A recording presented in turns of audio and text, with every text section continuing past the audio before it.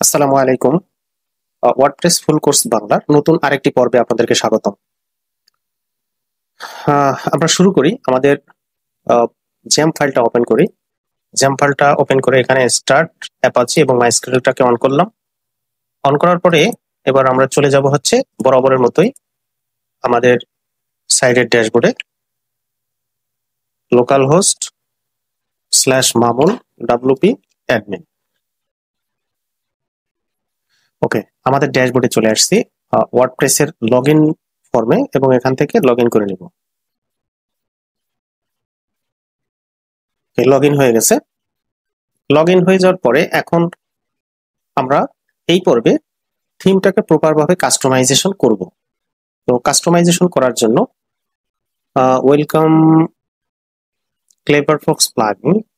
আচ্ছা, এখান থেকে এই নোটিফিকেশনটা আসছে, এটা সম্ভবত আমাদের প্লাগইনসটা আগের বা ইনস্টল হয়নি। Get started with gradient. যদি এরকম নোটিফিকেশন আপনাদের আসে, জাস্ট এখানে এই কমান্ডটা অনুসরণ করবেন। অনুসরণ করলে আপনার থিমটার যে প্রবলেমগুলো আছে এগুলো আসলে ঠিক হয়ে যাবে।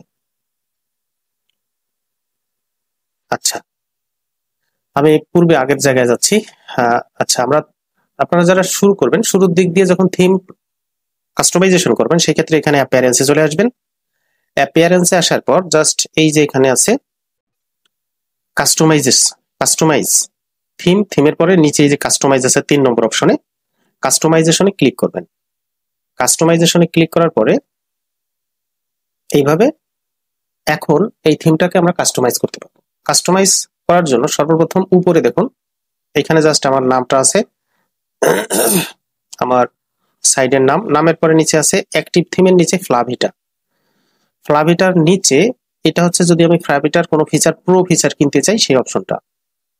এর নিচেই হচ্ছে হেদার। আমি আগের পর্বে বলেছিলাম যে এই অংশটাকে বলা হয় হেদার। এটা হচ্ছে হেদার। সো এই হেদার পার্ট আপনারা যদি কাস্টমাইজ করতে চাই, এইখানের অংশটা যদি কাস্টমাইজ করতে চাই, সেই ক্ষেত্রে হেদারে ক্লিক করব। হেদারে ক্লিক করার পরে এখানে দেখুন সাইড আইডেন্টিটি একটা অপশন আছে। এই সাইড আইডেন্টিটিতে ক্লিক করার পরে এইখানে দেখুন, এখানে আছে হচ্ছে আমাদের যে ওয়েবসাইটে একটি লোগো আছে। এখানে আমরা চাইলে এখান থেকে এই লোগোটাকে পরিবর্তন করতে পারি। সাপোজ আমি এই ফ্লাভিটা লেখা আছে, আমি চাচ্ছি ফ্লাভিটার এই লোগোটাকে চেঞ্জ করে এখানে অন্য একটা কিছু দিব। তো সেই ক্ষেত্রে এই যে যে লোগো আছে, চেঞ্জ লোগোতে ক্লিক করে এইখান থেকে সিলেক্ট ফাইল এখানে ক্লিক করে দেখুন আমার কম্পিউটারের ভিতরে যে ছবি আছে এখান থেকে বিভিন্ন ছবি চলে আসছে। আপনি আলাদা করে আপনার ওয়েবসাইটের জন্য একটা লোগো নির্ধারণ করে রাখবেন, সেই লোগোটা এখান থেকে আপলোড করে দিবেন। সো আমি ধরেন যে কোনো একটা ছবি যদি এখান থেকে দেই, ধরুন এটা যাই হোক, একটা কি আছে জানি না, এটা আমি দিলাম দেখানোর জন্য।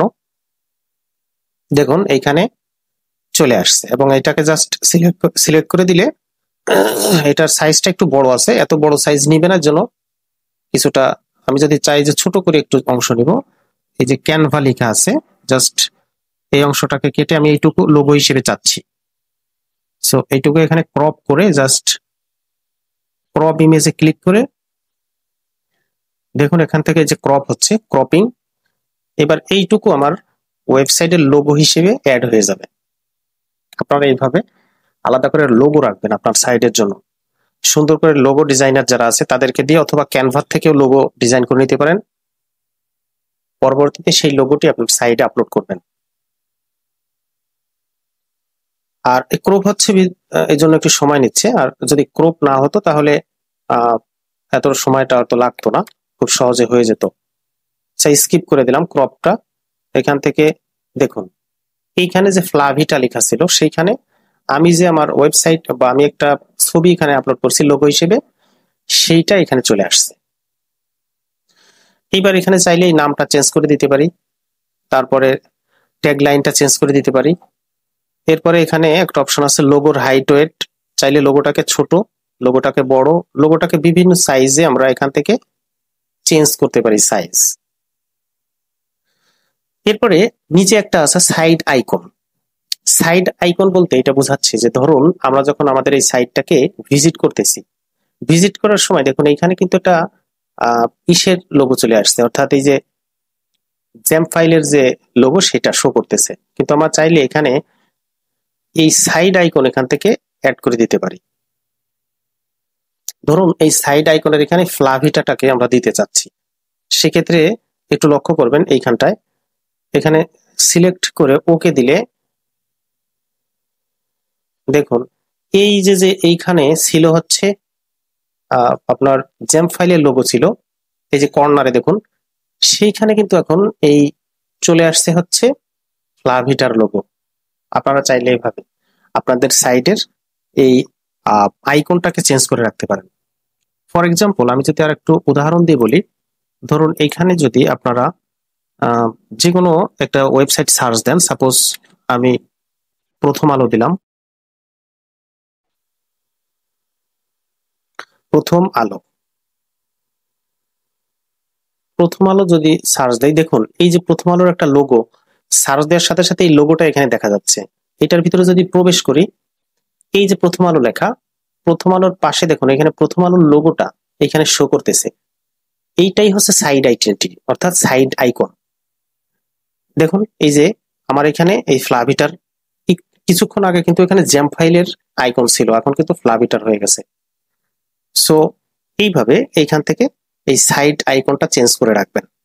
সাইড আইকনটা সবসময়ের জন্য আপনার যে ওয়েবসাইটের যে লোগোটা আছে ওই লোগোটাকে এখানে আপলোড করে দিলে কেউ সার্চ দিলে এই আইকন হিসেবে আপনার ওই লোগোটা শো করবে। আচ্ছা, এরপর সাইড আইডেন্টিটির নিচে আছে অ্যাবাউট হেডার। অ্যাবাউট হেডারে যখন ক্লিক করবেন তখন নিচে অনেকগুলো বিষয় এখানে দেখতে পারবেন। সেখানে আছে social social social social social, এইগুলো প্রত্যেকটা হচ্ছে মেনু, অর্থাৎ এটা যেভাবে আছে সেভাবে আপনারা রাখতে পারেন। চাইলে এখানে আপনারা লিংক সংযোগ করে দিতে পারেন। যেমন এইখানে কতগুলা বিষয় আপনারা দেখতে পাচ্ছেন, এইখানে কতগুলো বিষয় দেখতে পাচ্ছেন যে আইকন, যেমন এটা হচ্ছে ফেসবুকের আইকন, এটা হচ্ছে গুগল প্লাসের, এটা টুইটারের, এটা লিঙ্কডইনের, এটা অন্য একটা সাইটের। তো এই প্রত্যেকটাই ক্লিক করলে কিন্তু এইসব সাইডে চলে যাবে। তো এখন আপনি যদি এখানে এই লিঙ্কগুলো অ্যাড করে না দেন, যেমন সোশ্যালের ক্ষেত্রে এটা হচ্ছে ফেসবুক, এই ফেসবুকের যে লিঙ্কটা এইখানে দিয়ে দিবেন, আপনার ফেসবুকের যে লিঙ্কটা আছে সেই লিঙ্কটা এখানে দিয়ে দিবেন। এরপরে এই সোশ্যালটা হচ্ছে এখানে ধরুন গুগল প্লাসের, আপনার গুগল প্লাসের লিঙ্কটা এখানে দিয়ে দিবেন, তাহলে এইখানে কেউ ক্লিক করলে আপনার গুগল প্লাসে চলে যাবে। অর্থাৎ এইখানে যে কয়টা আইকন আছে প্রত্যেকটা আইকনের ভিতরে, এইটা দেখুন এইটা আছে টুইটার, এই যে টুইটারটা, এই টুইটার এর লিঙ্কটা এখানে দিয়ে দিবেন। আমি মনে হয় বিষয়টা বোঝাতে পারছি। আপনার যে টুইটার অ্যাকাউন্ট আছে, আপনার টুইটার অ্যাকাউন্টের যে লিঙ্কটা আছে সেই লিঙ্কটা এইখানে দিয়ে দিবেন। সো এটা হচ্ছে সোশ্যাল আইকনগুলোর এবং সোশ্যাল যে আইকনগুলো আছে এই সোশ্যাল আইকনের লিঙ্ক আপ করানোর জন্য এই অপশনটা ব্যবহার করা হয়। সোশ্যাল যে আইকনগুলো আছে এই সোশ্যাল আইকনগুলোকে আপনার সোশ্যাল আইকনের লিঙ্ক এখানে প্রোভাইড করে দিবেন। এরপরে যে অপশনটা আছে সেটা হচ্ছে হেডার নেভিগেশন। এই যে হেডার নেভিগেশন বলতে এইখানে দেখুন বেশ কিছু অপশন এখানে আছে। একটা হচ্ছে ইমেইল, তারপরে এখানে ফোন নাম্বার, এরপরে বুক নাও। এই হেডারের ভিতরে যে নেভিগেশন এই বারগুলো আছে এই বারগুলো এখান থেকে কাস্টমাইজ করতে পারবেন। ধরুন এখানে লেখা আছে বুক নাও, এই বুক নাও এই জায়গায় আপনি দিয়ে দিলেন হচ্ছে, ধরুন এখানে অন্য যে কোনো কিছু দিতে পারেন, বাই নাও। এখানে দেখুন এই যে বাই নাও চলে আসছে। সো আপনি চাইলে এখানে আপনার যে কোনো যা কিছু ইচ্ছা সেটা এখানে দিতে পারেন, জাস্ট এখানে লিখলে সেটা এখানে চলে আসবে। সো এই হেডারের যে নেভিগেশন গুলো আছে এই নেভিগেশন গুলো চেঞ্জ করতে হলে এখান থেকে চেঞ্জ করতে হবে। এখানে জাস্ট লিংক দিয়ে দিলে, এখানে যে বাটন লিংক, এখানে আপনি আপনার কোন সাইডের কিছু যদি এখানে দিতে চান সেটা লিংক এখানে দিয়ে দিবেন, জাস্ট এখানে ক্লিক করলে মানুষজন সেইখানে চলে যাবে। আচ্ছা, এছাড়া নিচে আছে হচ্ছে স্ট্রিক্টলি হেডার। এখানে হেডারটা আপনি কি স্ট্রিক এইভাবে থাকবে নাকি চলে যাবে? যদি আপনি চান যে এটা দেখাবেন না, সেক্ষেত্রে টিক চিহ্নটা তুলে দেবেন। টিক চিহ্নটা তুলে দিলে দেখুন এই হেডারের স্ট্রিক গুলো দেখাবে না। আবার যদি এখানে টিক চিহ্ন দেন, এই যে হেডারের স্ট্রিক গুলো দেখাবে। সো এটা হচ্ছে হেডারের স্ট্রিক।